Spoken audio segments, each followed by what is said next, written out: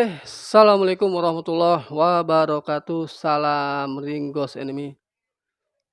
Balik lagi bareng gue di Baper TV dan sorry banget udah beberapa hari gue memang nggak upload, jadi memang baru ada kesempatan waktu pada kesempatan kali ini. Jadi biasalah kemarin tuh habis sibuk ya, dan gue juga mohon doa pada semua teman-teman Baper TV yang ada di rumah. Gue baru aja pindahan nih ceritanya. Jadi mohon doa semoga diberikan keberkahan dan kelancaran rezeki di tempat yang baru. Dan gue akan tetap berada di studio ini. Dan mohon maaf lagi studio gue sampai sekarang emang belum jadi.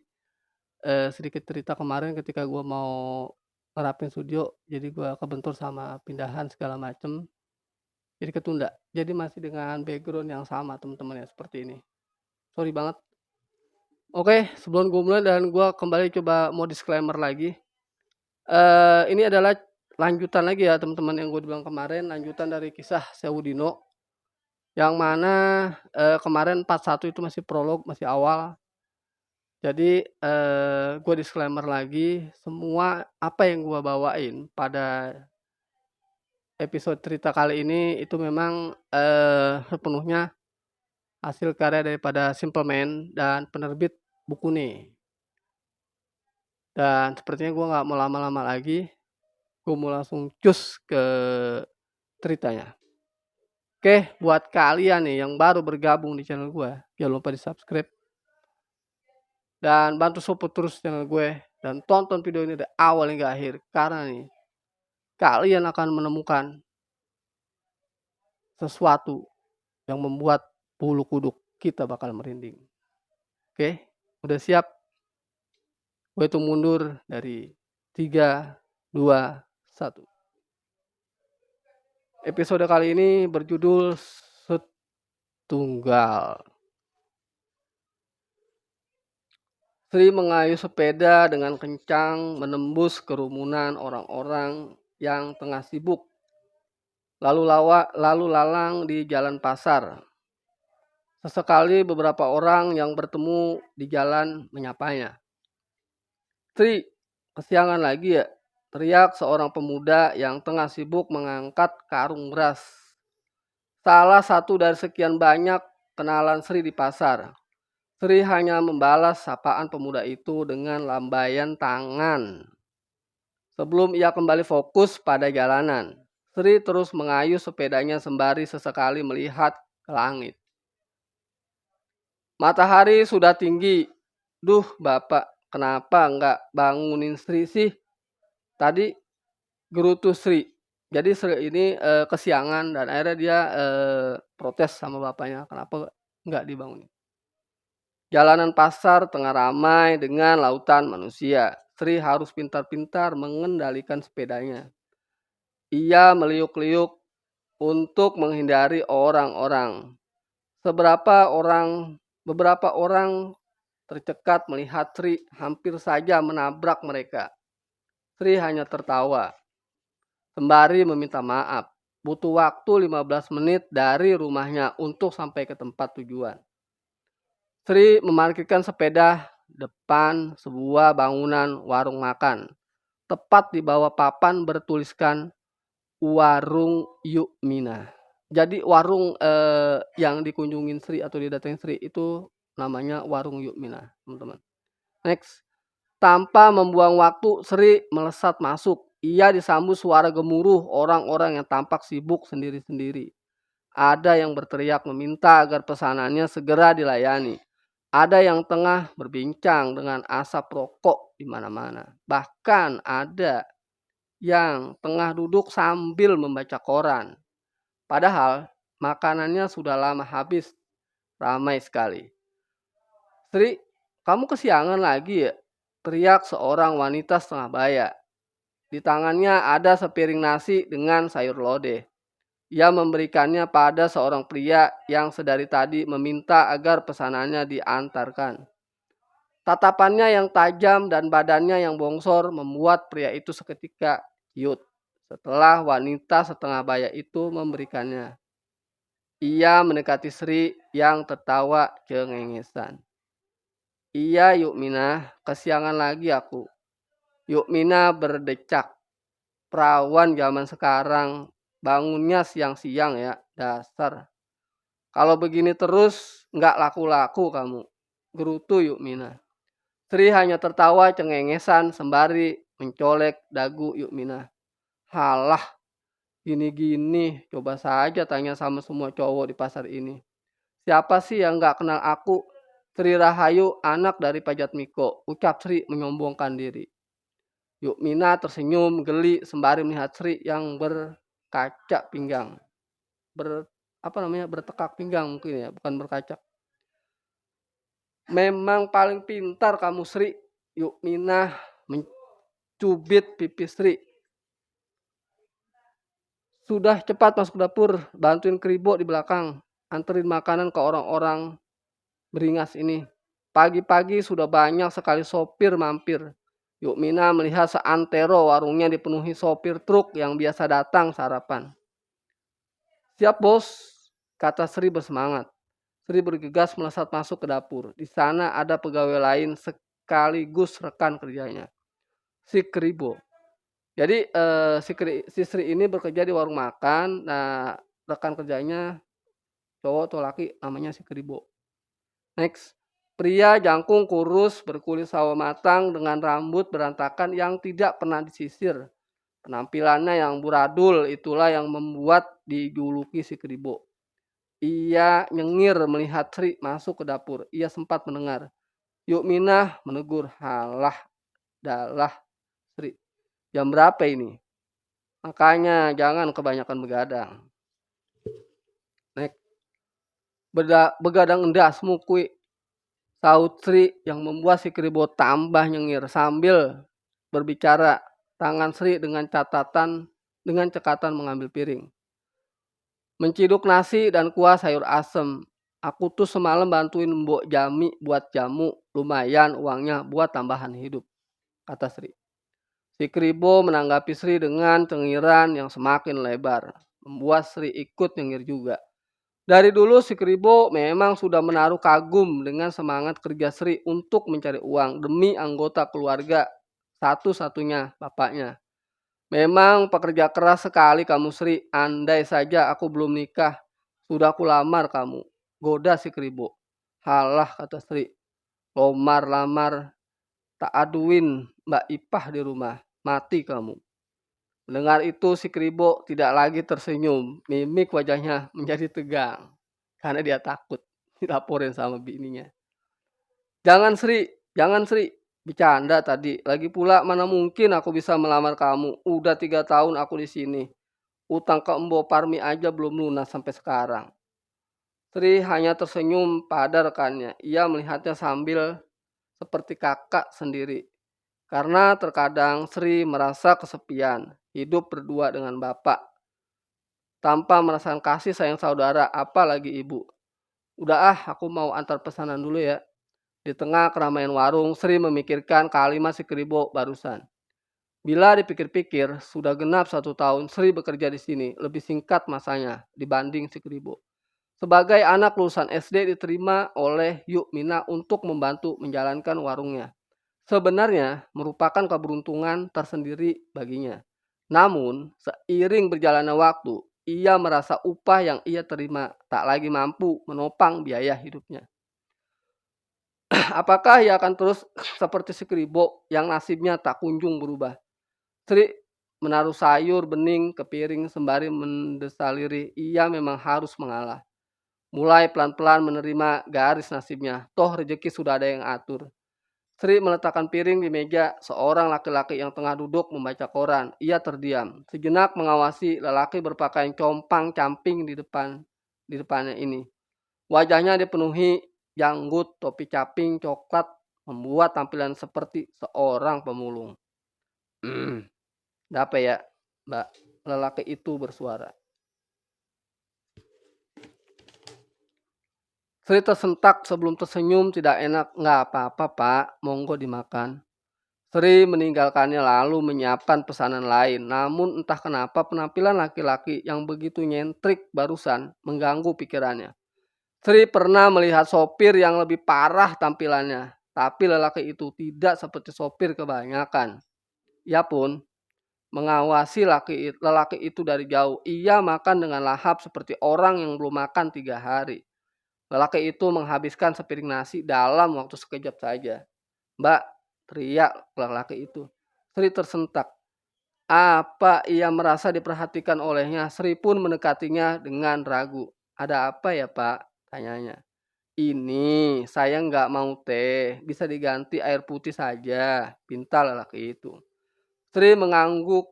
Ia membawa gelas teh tersebut ke belakang, lalu kembali dengan segelas air putih. Anehnya, Sri melihat lelaki itu hanya menghabiskan nasi dan sayur bening di piring tanpa menyentuh lauk pauk.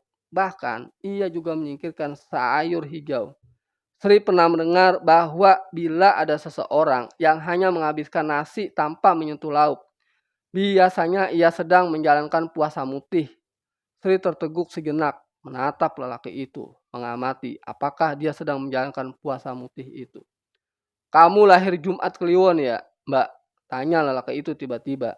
Sri tak siap mendengarnya. Pertanyaan sangat aneh sekalipun. Sri memang benar lahir pada Jumat Kliwon. Namun untuk apa ditanyakan? "Saya nggak tahu, Pak," sahut Sri sekenanya untuk menghindar. Ia jadi ingat Bapak sering bercerita bahwa Sri itu istimewa karena lahir pada Jumat Kliwon. Bagi orang Jawa, lahir pada Jumat Kliwon itu anugerah karena hari itu dipercaya memiliki makna filosofi orang-orang pilihan. Pilihan untuk apa? Sri tidak pernah mengerti. Yang pasti sejak kecil Sri pernah menjadi bahan omongan. Konon kabarnya ia memiliki kemampuan merasakan sesuatu sebelum hal buruk terjadi. Sepertinya ini kayak macam indigo gitu teman-teman. Hal itu membuat Bapak kagum sekaligus takut. Saat berusia 5 tahun, Sri seringkali bercerita ke Bapak bila setiap malam ia mendengar suara orang menangis. Rupanya siapa sangka itu adalah pertanda hari kematian ibunya yang segera tiba. "Ya sudah kalau mbaknya nggak mau ngaku," katanya seraya tersenyum. "Aroma kamu wangi, Mbak, sewangi bunga wijaya kusuma. Tak banyak orang yang memiliki aroma seperti itu dalam tubuhnya, karena orang yang punya aroma seperti itu biasanya hanya orang yang lahir pada Jumat Kliwon. Saya juga lahir Jumat Kliwon." Jadi menurut mitosnya teman-teman, siapa orang yang lahir pada Jumat Kliwon itu dia akan menimbulkan aroma wangi bunga wijaya kusuma. Jadi ini menurut tradisi ataupun bisa katakan petua ya, petua Jawa-Jawa lah, petua orang Jawa di masa lalu. Oke lanjut. Sri kaget, ia tidak merasa menggunakan wewangian apapun.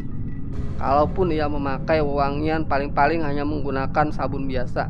"Saya nggak pakai minyak wangi kok, Pak. Tolong jangan panggil saya Pak, saya masih muda." Jadi si bapak ini nggak mau nih panggil bapak karena usianya mungkin masih baik. Sri baru sadar setelah laki itu mengatakannya memang benar. Bila dilihat dari garis wajahnya, lelaki itu terlihat lebih muda bila bukan karena janggutnya yang lebat itu. Oh berarti dia punya jenggot. Lelaki asing itu mengeluarkan uang dan memberikan pada Sri. "Ini ya Mbak, terima kasih." Ia berbalik hendak meninggalkan warung. Tapi tiba-tiba ia berhenti, lalu berbalik menghadap Sri kembali. "Selain aroma bunga wijaya kusuma yang ada pada dirimu, saya juga mencium bebauan gatru di sekitarmu. Mungkin ini hanya perasaan saya, tapi sejak dulu saya tidak pernah suka dengan bebauan gatru." Gatru ini gue juga gak tahu apa. Jadi buat temen-temen yang tahu tentang gatru, ini mungkin kayaknya wewangian apa gitu ya, bisa di kolom komentar. Kita lanjut. "Karena bebauan gatru biasanya mendatangkan nasib buruk, saya hanya berpesan kepada sampean, hati-hati. Karena sebentar lagi kamu akan dihadapkan pada sebuah pilihan yang sulit. Dan salah satu pilihan itu akan membawa kamu ke dalam sesuatu yang benar-benar buruk, hitam, sangat mengerikan. Lelaki itu tersenyum lagi, lalu berjalan pergi meninggalkan sejuta pertanyaan untuk Sri. Hari mulai gelap, Sri dan si Kribo merapikan warung bersama Yukmina. Sri kebagian menyapu lantai, sementara si Kribo mengelap kaca, sembari menyapu sudut ruangan di dekat jendela. Pandangan Sri teralihkan pada sosok yang tengah berdiri di trotoar seberang jalan. Dari kejauhan sosok itu seperti tengah melihat ke arahnya. Lebih tepatnya sedang mengamatinya. Sri berhenti menyapu. Matanya fokus melihat sosok itu. Seorang wanita tua yang mengenakan kebaya. Tatapan mereka bertemu. Wanita itu melihatnya semakin tajam sehingga Sri sedikit merasa was-was. Si Kribo tiba-tiba menepuk bahu Sri. Ngelamun apa, Tok? Serius banget. Ah, enggak, Bo. Itu ada orang. Sri menunjuk ke sosok wanita barusan. Namun rupanya sudah tidak ada siapa-siapa di sana. Hanya trotoar kosong dengan kendaraan-kendaraan besar yang berlalu lalang. Orang mana? Kribo ikut mengamati keluar. Nggak ada siapa-siapa. Ketok-ketokan. Kamu lagi banyak pikiran ya? Goda si Kribo. Tadi barusan ada di pinggir jalan. Sri membela diri. Lagi ngomongin apa toh? Kok kayaknya serius banget, ucap Yukmina, memandang Sri dan si Kribo sembari berjalan menuju meja kasir. Ini yuk, Sri masa katanya dilihat ada orang berdiri di pinggir jalan maghrib-maghrib begini. Sri melotot melihat si Kribo yang tertawa geli. Benar Sri, tanya Yukmina yang ditanggapi dengan anggukan Sri. Sudah, sekarang gajian saja. Yukmina meraih 2 amplop putih di laci untuk diberikan ke Sri dan Kribo. Makasih Yuk, kata Sri menerima amplop dari Yukmina.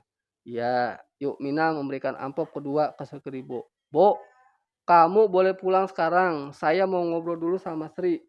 Siap Yuk. Si Kribo meninggalkan mereka sambil mengibas-ngibas amplop. Ingat utang Bo, jangan dihabisin duitmu buat totoan. Totoan apa ini? Sri menggoda sekaligus mengingatkan si Kribo. Setelah si Kribo meninggalkan warung, Yukmina menatap Sri dalam-dalam sebelum persilakan gadis berkulit sawo matang itu duduk. Yukmina membuka laci meja lalu mengeluarkan selembar uang 20.000. Ini buat tambahan. Yukmina menyerahkan uang ke Sri. Jangan bilang Kribo, nanti dia minta juga. Sri menatap Yukmina bingung. Anggap saja bonus buat kamu, lanjut Yukmina. Jadi si Sri ini dikasih uang tambahan alias bonus sekitar 20.000 sama Yukmina. Next.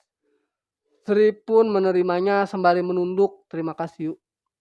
Pasti ada alasan kan kenapa akhir-akhir ini kamu sering datang terlambat. Sri mengangguk lagi sebelum menjawab lirih. Iya Yuk. Aku perhatikan kamu juga sering melamun. Maaf Yuk, mungkin saya lagi banyak pikiran. Besok saya akan lebih giat kerjanya. Sri benar-benar merasa tidak enak. Sri, gini loh, kamu kan sudah gede, sudah ikut aku lumayan lama.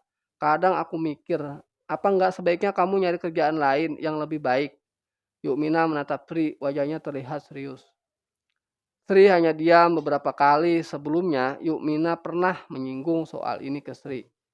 Namun sampai hari ini belum tahu harus jawab apa.